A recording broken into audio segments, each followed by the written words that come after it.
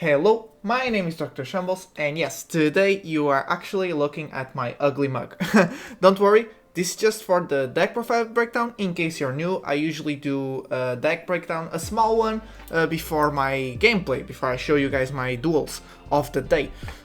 But today this is probably gonna be a bit longer of a deck breakdown, still not as long as the last video, I believe. Sorry, everything is messed up here in my head.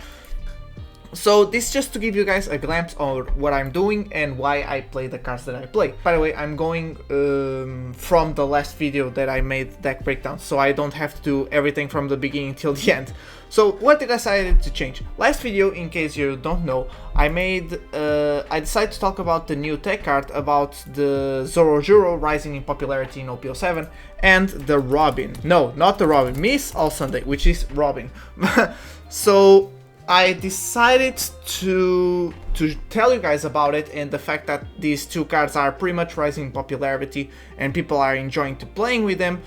And now I had very little time, guys, to practice, but I did try a lot. At least I made a duel a day, so I can give you guys my thoughts, and this is going to be my opinion about these two cards. So Zorojuro feels really nice.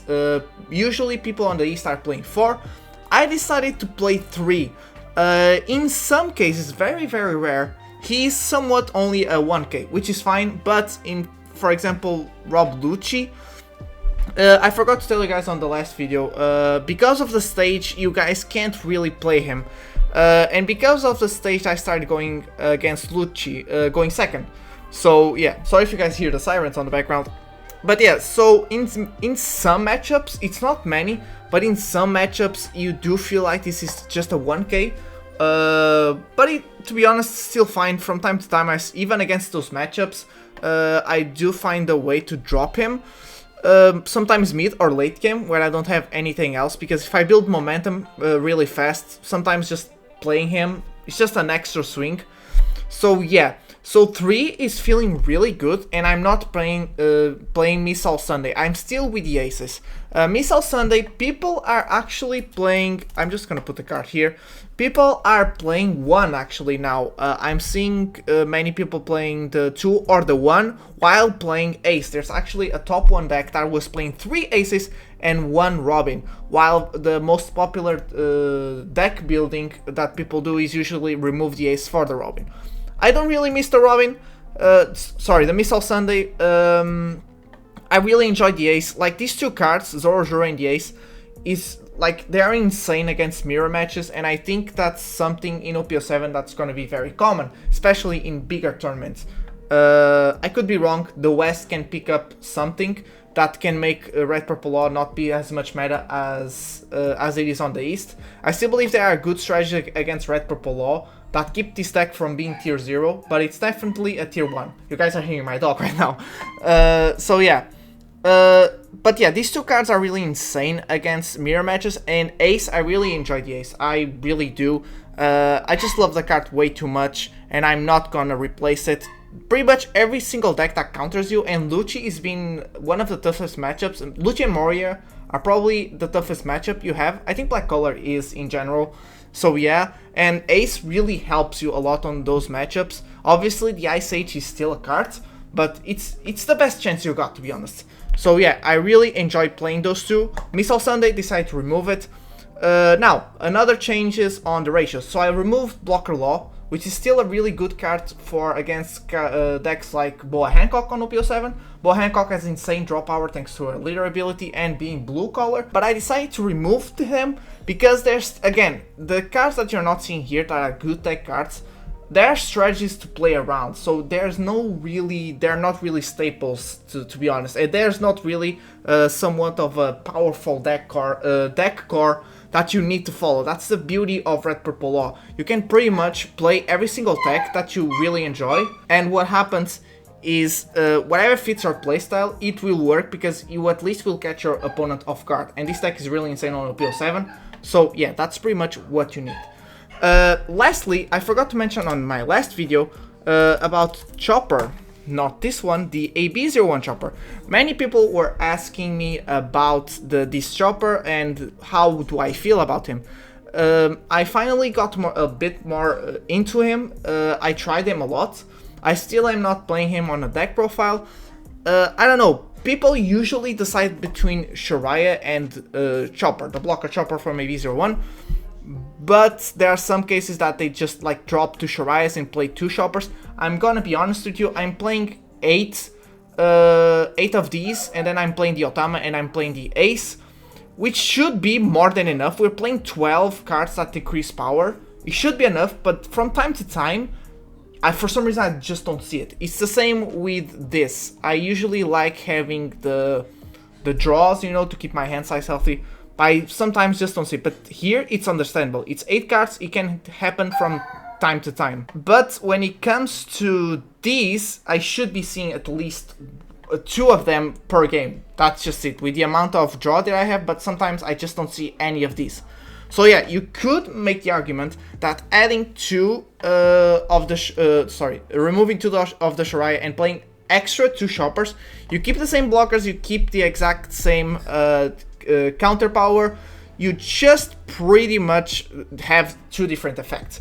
The reason I'm not playing Chopper is still, I think this mathematically makes sense. This mathematically is optimal. So I should not need Chopper, and Shariah helps you against your counter like Yamato and a deck that you actually counter, which is Luffy, but having the Shariah is really good. I'm playing 4 because, for example, against Yamato, those matchups you really want to see him. And Chopper, you know, you can remove cards here and there. Some people like to decrease these 2, like play less of Gordons in case you're low on money. So play 2 Gordons, play extra Choppers, or maybe remove 1 Shariah, 2 Gordons, play 3 Choppers. It could work. You know, just move around, it works, really. You can really think about playing him. Not only that, he's a really good budget option. When it comes to AB01, I would suggest you to be just a budget option. In AB01, removing 3 costs is very quick. People usually prioritize removing early game, so these 3 costs really don't get that much value. That's why I'm not playing Zorojuro in AB01. I'm only playing pretty much 4 cost above. That's pretty much it. But yeah, in a slower meta as OP07, Chopper is a really viable option and an option that you should think of. So yeah, that's it. Last but not least, actually yes, least, I just decided to change the ratios. I don't know if I already mentioned it. Some people usually play 4 Sanjis and then like 2 or 1 Otama, or 4 Otamas and 2 Sanjis. There's a new ratio going around, which I decided to try, and I end up enjoying it a lot, with just like playing 3 Sanjis and 2 Otamas, or 3 Otamas and 2 Sanjis. Yeah, it's pretty much the perfect ratio, so I would suggest you to adapt like this. I think this is the perfect ratio. There's no need to go 4 or 4 of these. I think this works really fine. It's just a matter then of what you prefer. Do you prefer seeing Otamas to decrease power, or do you prefer the Sanji to have blockers? Right now, I'm playing the Sanji, but to be honest, because of the situation that I told you guys about, not seeing the power decrease, maybe I should go 2 Sanji, 3 Otamas. But it is what it is. It depends. So I'm really on the fence on that. I don't know if I'm actually going to do it. Queen is at 4 because we removed blocker law. Like, the consistency really helps. So yeah, you could potentially just remove 1 Zorojuro and 1 Queen, play 2 blocker laws. That's something that works. It was very popular, by the way. It kind of fell a little bit in popularity, but still it's something that works. Maybe you guys want to do that. So yeah, this was a 10-minute explanation. I'm gonna do some cuts here and there. So yeah. Thank you so much. I hope you guys enjoy the gameplay. The link of the last video where I talk about the new tech so much, so yeah, so you guys can get into the loop, will be in the description as well. So yeah, goodbye. Okay, let's get into the first game. First game is against Blue Yellow Ace in OP07. Now, I don't know if this duel is gonna be actually that interesting, but I just wanna say, I play the Ace from time to time. I'm very surprised of how viable he is in AB01. In OP07 I already knew he was going to be viable. He's got a lot more consistent, which is really nice. But in AB01 I got surprised. And here, as you guys saw, he whiffed his leader ability, so I'm like, is he really playing the OP07 version or something? I don't know. He then plays Hiyori to change something around. I'm just gonna poke him. He puts a trigger onto life. I'm like, fine, to be honest. Took the Shiraya out. We just built a board and keep all of our Dawn. And I play Raise Max because Blue Yellow Ace has no removal besides Red Rock and maybe Gravity Knife, Gravity Sword, Gravity Tiger, something like that. Sorry, I forgot the name now. He finally, no, he does hit his Leer ability. I think this is the second time he tries, right? No, this is the third time he tries. No, second time he tries, sorry. So yeah, he does not have the ace, the keyed ace, so he plays Viola. I don't know how viable Viola is in OPL 7. I am thinking about playing her in OPL 7. She's a really strong card, if I'm being honest. I was like, ooh. So I'm really tempted to play her, but yeah. So he's still at 5k, so if he's at 5k we can pretty much just keep swinging and swinging. And we have 2 Kidding Killers. So yeah. He uses a Raging Tiger, there you go, that's the name. And he gets rid of our blockers, completely fine. But he's at 5k health, so yeah, we can just... Oh, what happened? Why did I do this? Oh, because I'm gonna play the... Yeah, I'm gonna play the both Kidding Killers here. Yeah, there you go. Just another 7k. We still have 2 lives, it doesn't matter. He's at 0 lives, so we pretty much won. Just another 7k. He can counter out of it. We just got rid of all his cards. Yeah, there you go. He's playing the Kaido, which I don't really agree. But yeah, it is what it is. He was playing a different version. But yeah, I just put it that duel to tell you guys that if you're thinking about playing Blue Yellow Ace, especially in OPO 7, I would actually tell you, think about it, because although it's not the craziest deck, it's very viable, and I am still very surprised. I thought we would need to wait a little bit more. So this duel is against Zoro. I haven't seen Zoro in a long time, so I decided to put here. Not only that, someone in my comments actually asked me for tips on Zoro, so I thought, okay, nice. When I saw this, I was like, nice, I can demonstrate some of the matchups. Maybe people can take away. This especially, I know this is OPO 7, people were asking me for AB01, but the game, the matchup plays pretty much the same. It doesn't change that much. The only thing it changes, for what I believe, is that we'll be playing lower on Dawn. We don't have that much Dawn, easy Dawn regen, but yeah. So he plays Makino. I'm like, not good play, my guy. I know you wanted to set up and maybe bait me to get my Dawn, but, you know, very risky if I have Shashin Penguin. And Shashin Penguin in early hand is just insane. So we have Iron Shashin Penguin. We have 3 swings next turn. We kept all of our Dawn. I am thinking about playing a Queen and not bottom deck anything. But pretty much in Zoro matchup, what's going to happen is he did not make the turn, but what I'm going to tell you guys now, there's a turn where they just put a bunch of 1 costs, then pass turn. Then what's gonna happen is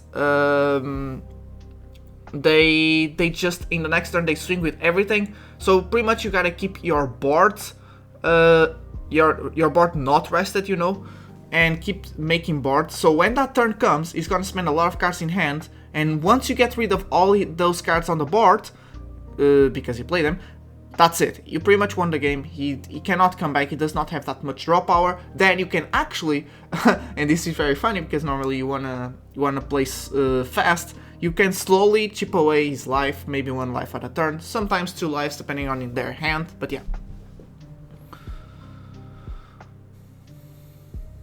But pretty much what you play against against Zoro is the hand. Because everything he plays on board is very easy for you to remove. Even that Marco, that you just played, it's really easy to remove, so yeah. And I remember this, you guys are about to see a play that's gonna sound very weird, but I'm gonna try to explain the best I can.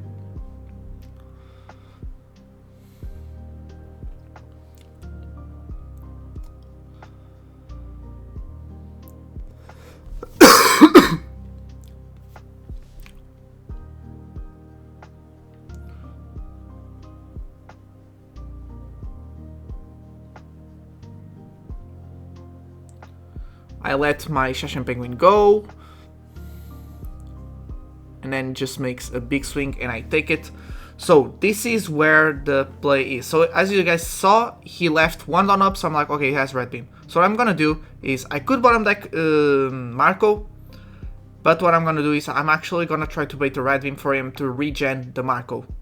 Yes, the Marco comes back at full power, I know, and I cannot bottom deck it, but I still decided to do it because I don't mind him having another swing. I'm gonna get rid of Danda, and he did fall for the bait. So yeah, now I'm just going for lives. He's at 4 cards in life, and he's probably gonna take. Like, he's at 4 life, but he doesn't. He just uses his Robin. So I just take and play the Reiju just to get some more cards in hand. So even he needed to play a lot of Zoro rushes or Kid Killers, and I still have the counter and I still have the blockers. So I decided to just wait out cards in hand, because next turn I'm probably just gonna go for board. So the idea was, I tried to bait cards out of hand because I know the aggro turn, that's what I call it, is coming, and he does do it. So it pretty much plays exactly like I was expecting. So yeah, I just take that. That's the 8. I'm just gonna counter, and now he only has a 6k swing. We still have a Sanji, so that's nice. Yeah, there you go. I'm just gonna use a queen. I normally only use 1 queen per game. There's not really that much need when you have a ratio, you know. So yeah, the rest can be countered, but if I need to play a second queen, I do, obviously. Now he's only at 2 cards in hand, so as you guys saw, this was the aggro turn, where he just goes a lot of aggro. So now I'm just gonna bait everything I can. I'm gonna play here a Kid Killer just to see if he... Yeah, because I couldn't really play much more. I need to bottom deck the Marco now. There you go. And I just played the Sanji to have an extra blocker. So there you go. I am going to try to block as much as I can, because Diablo Jumble is something they play. So I'm gonna try not to go down to 0 lives. But now we have 6 swings. 6 swings, so he plays the Marco. He cannot destroy anything. He's making boards. He played 2 Kid Killers, so I'm not really expecting him to... If he played another Kid Killer again, like, we still have 2 blockers up. Even if you played the 2 Kid Killers right here and then, it wouldn't have mattered. So yeah, I'm just gonna use the counter.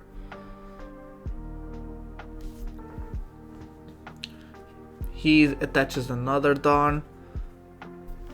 Attaches another one, and I'm like, okay, so he probably has red beam. That's fine.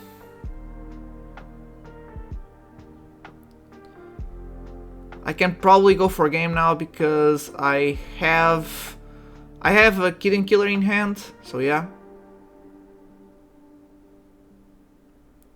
I should have swung with Kid Killer here because he could have a jet pistol trigger, but it is what it is. There you go. I remembered after, so yeah. I'm trying to bait the red beam, because if I bait the red beam here, then in this Sanji swing he needs to discard 2 cards, and then my Kid Killer just go through. But I didn't have the red beam, so yeah, it was just baiting. By the way, just to clarify, when I attacked Marco for him to trash the red beam, I was like, he probably has red beam, but if he has a Diablo Jumble, I'll take that as well. So yeah, I just wanted to get him to get hand size lower, because I knew pretty much he was going for the aggro turn pretty soon.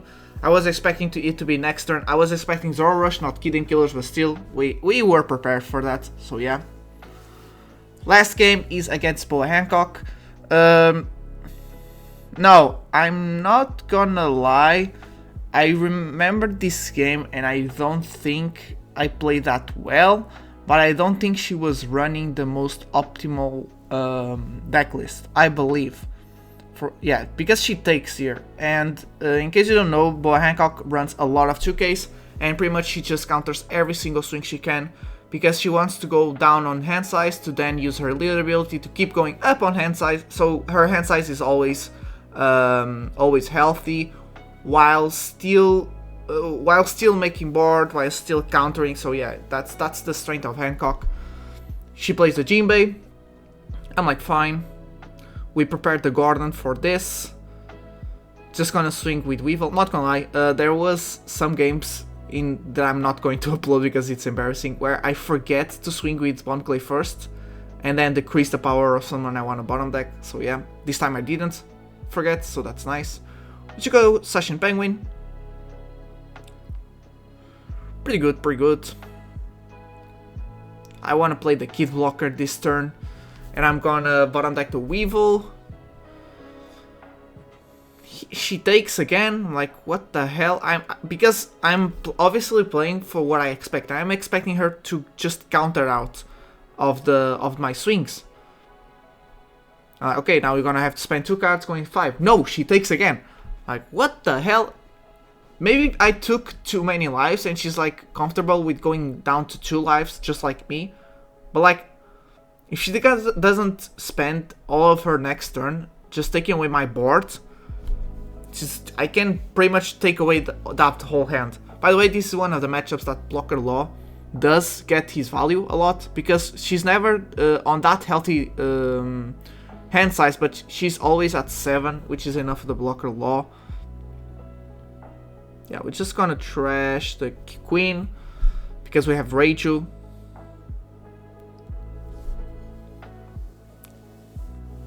So yeah, we can bottom deck Jinbei. I don't think I'm going to swing with him unless this turn I really just wanna bait cards, but that makes no sense. Unless I don't wanna bottom deck anyone and I just wanna build boards, there's no reason not to bottom deck and not to swing into lives. 7, there you go. I'm like, you need to start you need to start countering, or else, like, even if you're low, I'm gonna get that whole hand. And here's the thing, Hancock cannot play as many characters in later turns, so it doesn't matter if she has a lot of late game in her hand. Like, we're accelerating the game so much that by the time she starts playing with all those characters, like, she already set herself up.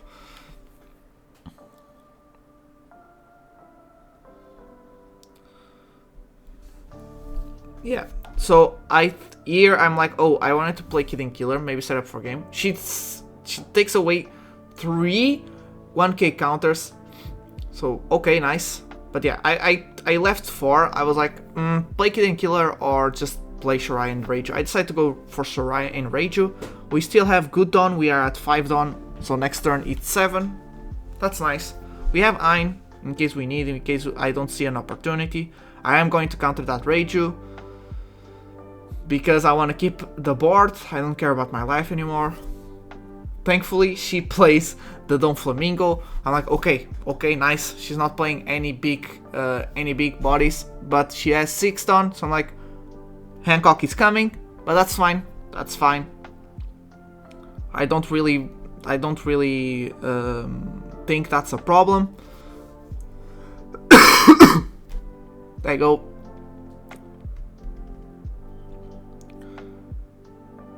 Now, I'm not gonna bottom deck anything. Yeah, I'm thinking about bottom decking the Don Flamingo, like, not really worth it, you know? Why not else just make her block? Because she's at 5 cards in hand, so she's probably gonna block. Yeah, there you go. And now we can still go. Oh, I almost attacked with the blocker there. She takes this. I'm like, okay, we just pretty much just play this and attach everything. If she counters out this next turn, we win. Anyways, we have 2 swings. She would have to use all of her Dawn to just get rid of all the board and not play blockers, you know. So yeah, we pretty much set up the game there. Now, just to say, I don't think she was playing the most optimal deck profile. I did look at her deck profile right after this game, by the way, because I was so surprised. She was not playing the 2k blocker law. No, not 2k blocker law, 2k law. Sorry. She was playing Kaya. I don't really remember that well, so I'm sorry, but I think most Hancocks play both. But she wasn't. She was playing other stuff. I don't remember now, but I remember not seeing the 2k law. So yeah. Still, It was a good game, but it was a bit one-sided to me because she was not countering, so yeah. Thank you so much for watching, I hope you guys enjoyed. I always appreciate if you stayed till the end of the video, so if you did, like and subscribe, consider it please. Thank you, goodbye.